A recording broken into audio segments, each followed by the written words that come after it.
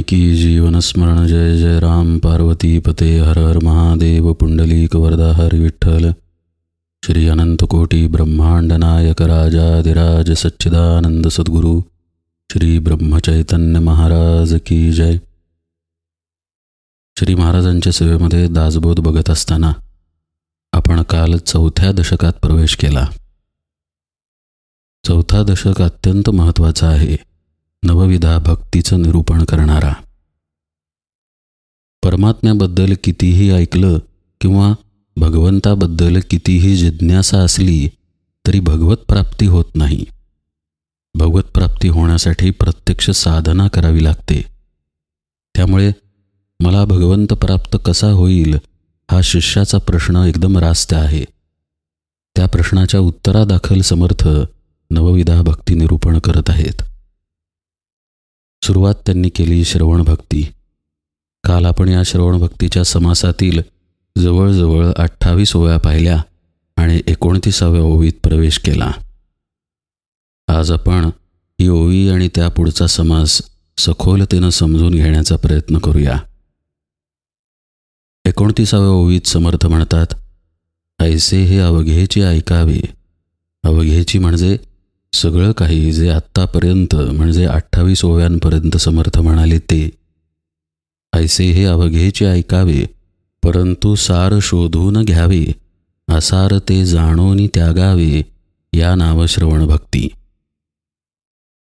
आत्तापर्यंत वर जे काही बोललो त्या दृष्टीनं सगळं काही ऐकावं असा एक अर्थ या ओवीचा निघतो। पण आपण खोलात जाऊन याचा विचार करूया। दासबोध निरूपण श्रवण आपण मुख्यतः कशासाठी करतोय? भक्ती निरूपण समजून घेण्यासाठी।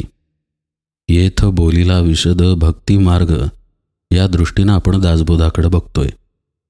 म्हणजे काय तर भगवत प्राप्ती या दृष्टीनंच आपण श्रवण भक्तीकडेही पाहणार आहे। अर्थात समर्थांनी भगवत प्राप्तीच्या उपायांपैकीच श्रवण भक्ती सांगितली आहे, पण त्यांनी नाना प्रकारच्या विद्यांचा उल्लेख इथपर्यंत केला। अगदी मुद्रांपासून ते ब्रह्मनिरूपणापर्यंत, रागज्ञानापासून ते मंत्रांपर्यंत, तोटक्यांपर्यंत एवढंच नाही, पिंड ब्रह्मांडाची रचना, तत्वविवंचना, सायुज्य मुक्ती आणि महावाक्याचा विचार, इथपर्यंत सगळं काही शिष्यानं ऐकावं असं समर्थांनी सांगितलं। आता जेव्हा असं समर्थ सांगतात तेव्हा त्यांना शिष्याची तळमळ इथं सांगायची आहे। काल आपण निरूपणाच्या शेवटी पाहिलं पहा की जो खरोखर तहानलेला असतो तो कशा पद्धतीनं पाणी पितो, जो खरोखर भुकेला असतो तो कशा पद्धतीनं अन्न खातो। खरंच 2-4 दिवसाची भूक ज्याला आहे त्याला चव कळेल तरी का हा मोठा प्रश्न आहे। अन्न मिळालं हेच पुष्कळ आहे असं तो म्हणेल। ही तळमळता, ही व्याकुळता प्रत्येक भक्तीमध्ये अभिप्रेत आहे। मग ती श्रवण भक्ती असो, नामस्मरण भक्ती असो किंवा अर्चन वंदन कोणतीही भक्ती असो, जर तिथे ही तळमळ नसेल तर ती भक्ती फलद्रूप होणार नाही। समर्थ म्हणतायत, ऐसे हे अवघेचे ऐकावे। शिष्यानं सगळं काही ऐकावं। असं सगळं काही तो तेव्हाच ऐकायला जाईल जेव्हा त्याला स्वतःला आतून तहान लागलेली असेल की भगवंत मला कुठे भेटेल। अनेक संत सत्पुरुषांची चरित्र जर तुम्ही अभ्यासली तर तुमच्या लक्षात येईल की ऐसे हे अवघेचे ऐकावे हे सगळ्या महात्म्यांनी केलेलं आहे। आता गोंदवलेकर महाराजांचं उदाहरण पाहू।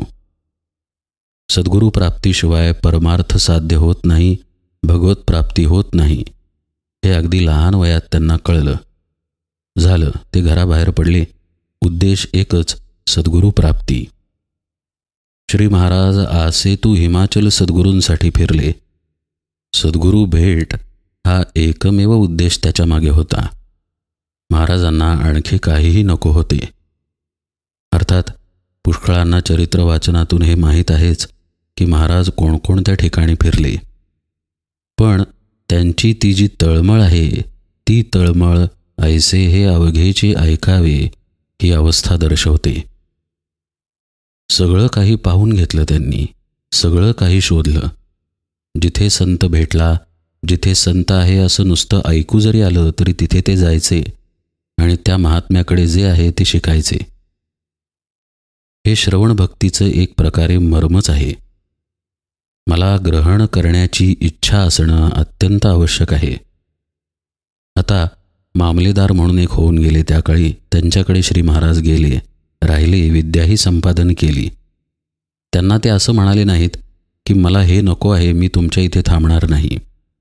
त्यांनी विद्या ग्रहण केली, पण याच्या पुढची विद्या त्यांना हवी आहे असं कळल्यानंतर त्यांना पुढे पाठवण्यात आलं. म्हणजे गेलेल्या ठिकाणी मला हे नको असा अभिमानानं महाराज कधीही म्हणाले नाहीत.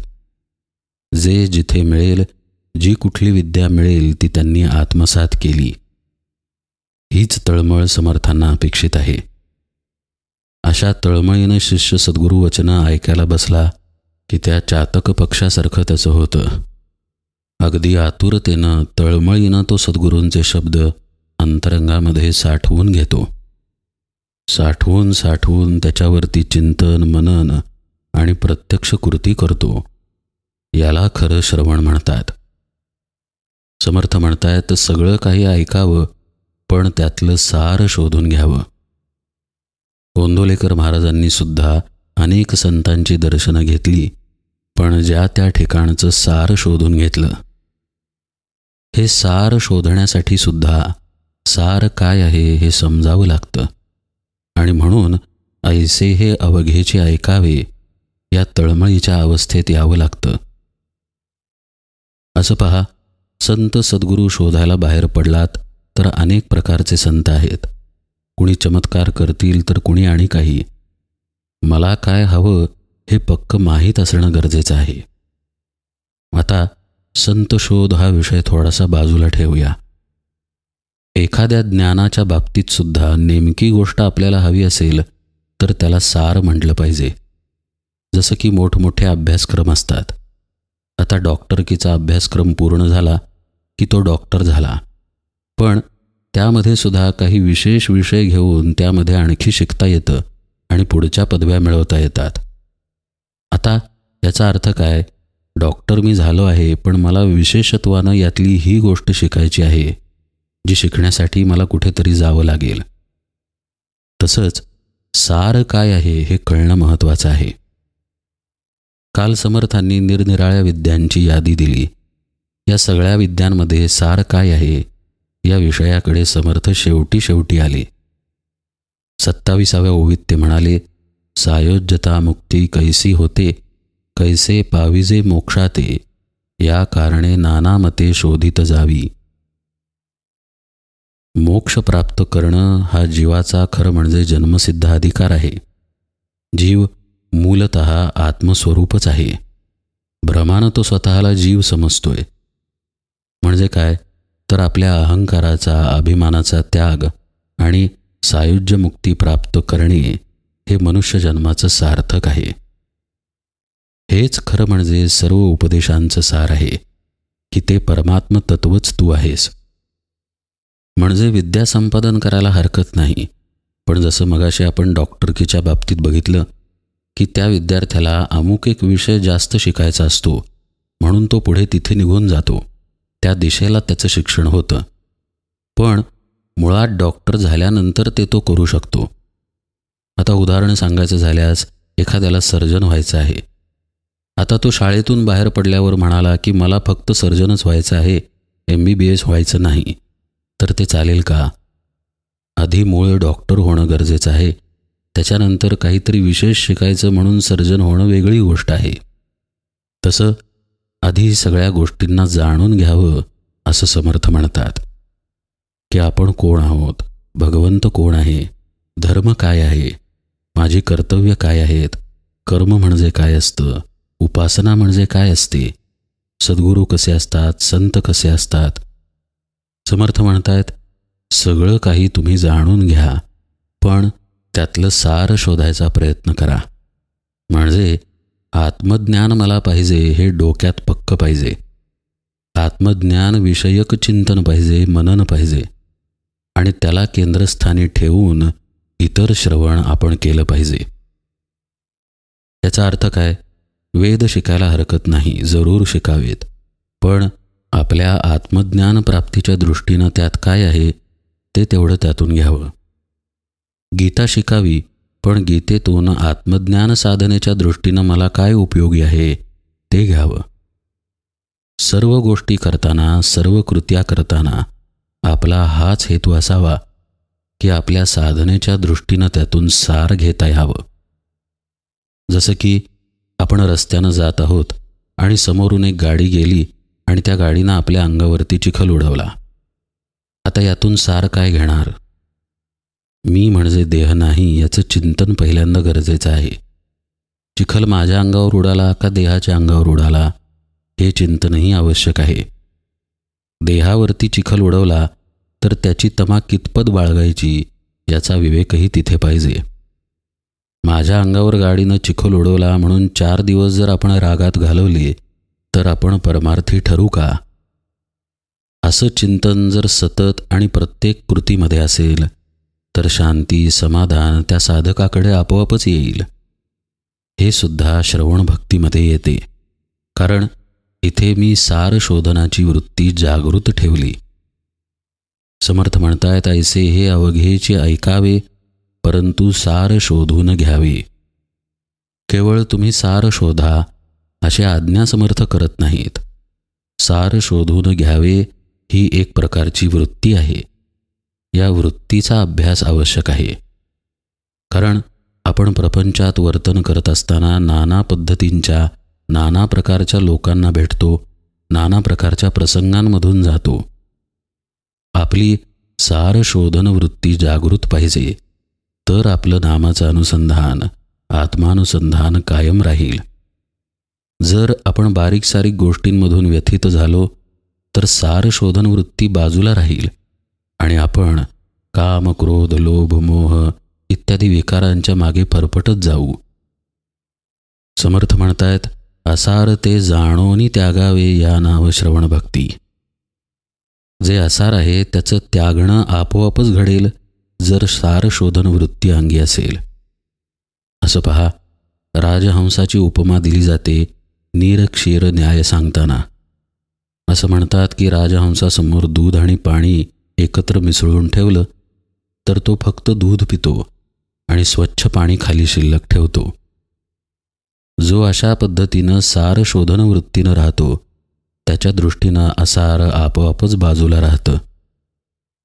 पण समर्थ असार ते जाणोनी त्यागावे असे शब्द वापरतात. असार जाणणं गरजेचं आहे असं समर्थांचं म्हणणं आहे. असार काय आहे? आपला देह आणि देहासंबंधी जे म्हणून आहे ते सगळं काही असार आहे. आपलं मन, आपली बुद्धी, आपले तर्क, आपला अभिमान. देहाला जोडून आणखी काय आहे? अर्थातच देहसंबंधी असलेले संबंध, नातेवाईक असतील, आप्तेष्ट असतील, कुळ, जात किंवा आपलं घराणं, आपलं सर्व काही जे आपण आपलं मानतो ते सगळं असार आहे. खरा जर सारभूत कोण असेल तर तो आहे परमात्मा. मात्र त्याला आपण विसरून बसलेलो आहे. समर्थ इथे 2 गोष्टी एकाच वेळी सांगतात. एकीकडे ते सार शोधायला सांगतात आणि दुसरीकडे असार जाणायला सांगतात. आता या दोन्हींपैकी एक जरी केलं तरी दुसरं आपोआप घडतं. असार जर मी जाणलं तर सार शोधलंच जातं आणि सार शोधायला गेलो की असार बाजूला राहतं. कसं ते आपण पाहूया. समजा आपण नामस्मरणाला बसलेलो आहे. शांत चित्तानं भगवंताचं नाम घेतोय. काही मिनिटं नाम घेऊन झाल्यानंतर मनामध्ये विचार सुरू होतात. अभ्यास जर आपला चांगला असेल तर आपल्याला विचार येताना लक्षात येतं. पण आपला अभ्यास जर कमी प्रतीचा असेल तर आपल्याला कळतही नाही की विचार कधी सुरू झाले. विचारातून विचार असं वाढत जाऊन एक प्रकारची साखळी तयार होते. नामस्मरण एका बाजूला सुरू असतं पण विचारही सुरू असतात.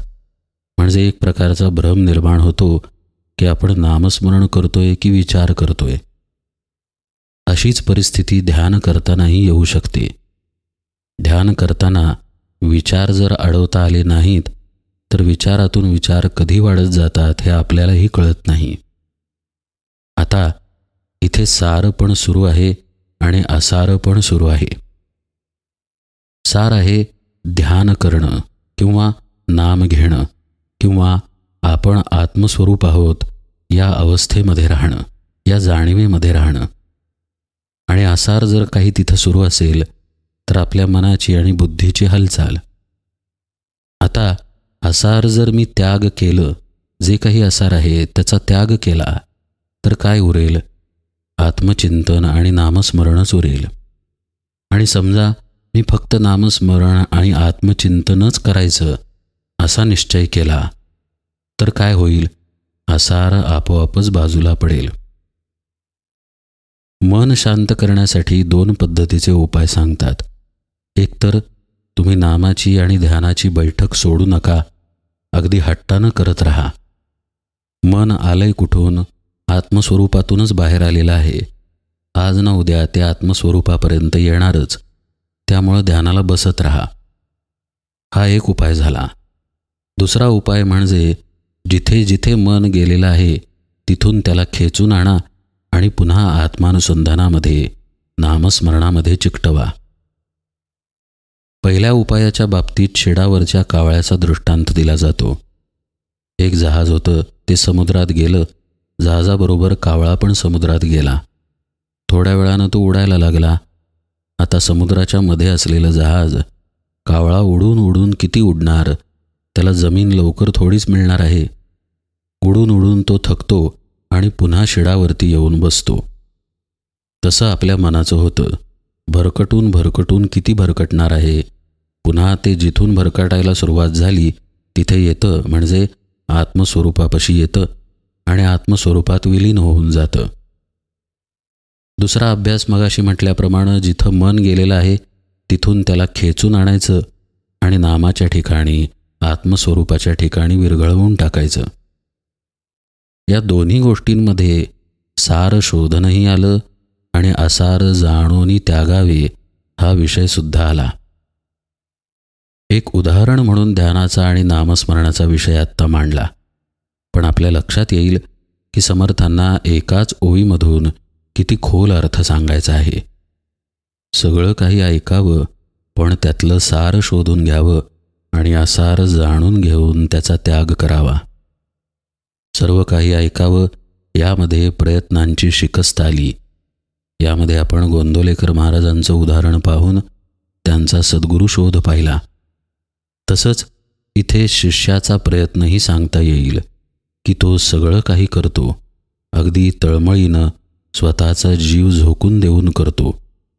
ध्येय असतं परमात्मप्राप्ती. वाटेत येईल ती सर्व प्रकारची साधना तो करतो. पुढे विषय येतो सार शोधनाचा. मात्र हे सगळं करण्यात आपला उद्देश, आपला मुख्य हेतू आत्मदर्शन आहे, आत्मसाक्षात्कार आहे, हे पक्क करावं. आता इथे न आलेला एक अत्यंत महत्त्वाचा विषय आहे. ऐसे हे अवघेचे ऐकावे या अवस्थेमधून सार शोधून घ्यावे या अवस्थेच्या मध्ये सद्गुरू नावाची शक्ती आहे. सद्गुरू असल्याशिवाय सार काय आहे आणि असार काय आहे हे सांगणार तरी कोण? त्यामुळे ऐसे हे अवघेचे ऐकावे या अवस्थेमध्येच सद्गुरू प्राप्ती होते. जशी गोंदवलेकर महाराजांना झाली किंवा अनेक संत महात्म्यांना झाली. सद्गुरूच आपल्याला सांगतात की सार हे आत्मदर्शन आहे, आत्मसाक्षात्कार हे आहे. ते परमात्म तत्वच तू आहेस आणि हे तू जिवंत असेपर्यंत जाणून घे, तर तुझ्या नरजन्माचं कल्याण होईल. हे झालं सार. आणि त्याच्यामध्ये येणारं असार असेल तर ती आहे देहबुद्धी, अहंकार. हे असारही कळून येतं आणि सार जे आहे त्याला धरलं जातं आणि हे दोन्हीही सद्गुरू कृपेनं घडतं. हे दोन्हीही करणं म्हणजे खरी श्रवणभक्ती आहे. जसं गोंदवलेकर महाराज एका प्रवचनामध्ये म्हणतात, एका मुलाला वडिलांनी पत्रातून 5 रुपये मागवले. ते न देता त्यानं पत्र देव्हाऱ्यात ठेवलं. याला काय अर्थ आहे? वडिलांनी 5 रुपये मागितले तर ते 5 रुपये देणं म्हणजे पत्र वाचणं झालं ना. तसं सद्गुरूंनी जो मार्ग सांगितला त्या मार्गाला अनुसरणं म्हणजे खरी श्रवण भक्ती झाली. नुसतं ऐकलं तर ते श्रवण आहे, भक्ती नाही. प्रत्येक शब्दाच्या बरोबर भक्ती हा शब्द आहे पहा. श्रवण भक्ती, दास्य भक्ती, अर्चन भक्ती. या भक्ती शब्दाला अनन्यसाधारण महत्त्व आहे आणि हे सद्गुरू प्राप्तीशिवाय शक्य नाही. म्हणून ऐसे हे अवघेचे ऐकावे, परंतु सार शोधून घ्यावे. हे शोधन सद्गुरू कृपेनं घडतं आणि मग असार बाजूला राहतं. असार ते जाणोनी त्यागावे, या नाव श्रवण भक्ती. मग याला बळ मिळण्यासाठीच्या गोष्टी समर्थ पुढे सांगतायत. म्हणजे प्रोत्साहन मिळण्यासाठी पण काही गरजेचं असतं. जसं आपण साधना करतोय, पण साधना करता करता श्रवणही गरजेचं असतं. त्या श्रवणामुळं साधनेला जोर मिळतो, साधनेमध्ये उमेद वाढते, आणखी जोराने साधना होते. समर्थ म्हणतायत, सगुणाची चरित्रे ऐकावी, का ते निर्गुण अध्यात्मे शोधावी, श्रवण भक्तीची जाणावी लक्षणे ऐसी. सगुण देवांची चरित्रे, निर्गुणाची तत्वे यंत्रे, हे दोन्ही परमपवित्रे ऐकत जावी. सतत श्रवण ठेवावं.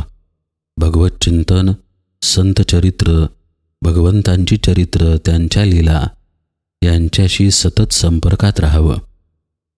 आपल्या आत असलेल्या भक्तीला वाढण्यासाठी, सुरू असलेल्या उपासनेला प्रेरणा मिळण्यासाठी या सगळ्याची अनन्यसाधारण मदत होते. श्रवण नसेल तर साधना शेवटपर्यंत कदापि जाणार नाही. जशी अखंड साधना गरजेची आहे, तसंच अखंड श्रवणही गरजेचं आहे. वेळोवेळी आपण चुका करत राहतो. आपल्या चुकांना रस्त्यावरती आणण्यासाठी श्रवण उपयोगी ठरतं. आपण बाह्याकार आहोत, बहिर्मुख आहोत. आपल्या वृत्तींची धाव बाहेरच आहे. पूर्णपणे अंतर्मुख आपण असत नाही. अंतर्मुखतेचा अभ्यास हे साधन आहे, पण त्या साधनातून आपण कधी घसरतो आपल्यालाही कळत नाही. म्हणून कायम श्रवणाचा हात धरून ठेवावा. जसं लहान मूल आईचा पदर घट्ट धरून चालतं पहा, तसंच श्रवणाला घट्ट धरून ठेवावं. म्हणजे साधक कुठे घसरायचा नाही. जरी घसरत असेल तरी श्रवणामुळे तो वेळीच सावध होईल आणि पुन्हा साधना मार्गावरती येईल.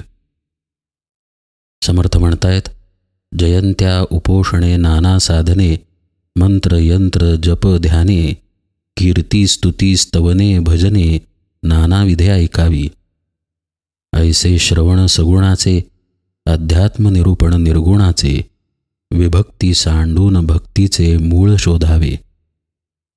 अर्थ अगदी उघड आहे. आत्ताच म्हटल्याप्रमाणे या सगळ्या श्रवणाचा साधनेला उपयोग होतो. मग ते मंत्रांच्या बाबतीतला असेल, जपाच्या बाबतीतला असेल, ध्यानाच्या बाबतीतला असेल, किंवा अध्यात्म निरूपण निर्गुणाचे अशा पद्धतीचा असेल. मूळ भक्ती म्हणजे काय आहे, तर परमात्म स्वरूपापासून कदापि विभक्त नसणं. पण ही विभक्ती सांडून जी भक्ती करायची आहे, यासाठी श्रवणाची दोर अखंडपणे धरलेली असावी लागते. समर्थ म्हणतायत, सगुणाचं श्रवण करावं, निर्गुणाचं अध्यात्म निरूपणाच्या योगे ज्ञान करून घ्यावं. थोडक्यात काय, प्रत्येक प्रकारानं श्रवण भक्ती करत राहावी, सतत ऐकत राहावं आणि आपली साधना करत राहावी. दोन्ही गरजेचं आहे बरं का. नुसतंच ऐकत राहून काही मिळणार नाही आणि नुसतीच साधना करूनही काही मिळणार नाही. श्रवण आणि साधना हे एकमेकांबरोबर गेलं पाहिजे, जसं वाचन आणि साधना गेली पाहिजे. गोंदवलेकर महाराज एका प्रवचनामध्ये म्हणतात, नुसतंच वाचत राहिला तर हाताला काही लागणार नाही. कमी वाचा, पण आचरणात आणण्याचा प्रयत्न करा. हीच गोष्ट श्रवणालाही लागू आहे. श्रवण करा, अगदी सगळं करा, पण आपल्या साधनेला अनुकूल असलेलं करा. साधना न सोडता श्रवणाच्या मदतीनं ती साधना कशी वाढेल याचा प्रयत्न करा. तर या दोन्ही गोष्टींचा परिणाम आपल्या आत्मसाक्षात्कारामध्ये होईल. श्रवण भक्तीचे निरूपण निरोपिले असे जाण, पुढे कीर्तन भजनाचे लक्षण बोलिले असे. इति श्री दासबोधे गुरुशिष्य संवादे श्रवण भक्तिनाम समास पहिला श्रीराम. पुढच्या समासामध्ये समर्थ रामदास कीर्तन भक्ती सांगतायत, ती आपण यथावकाश पाहूया. आज निरूपण सेवेला इथेच विराम देतो. जानकी जीवन स्मरण जय जय राम.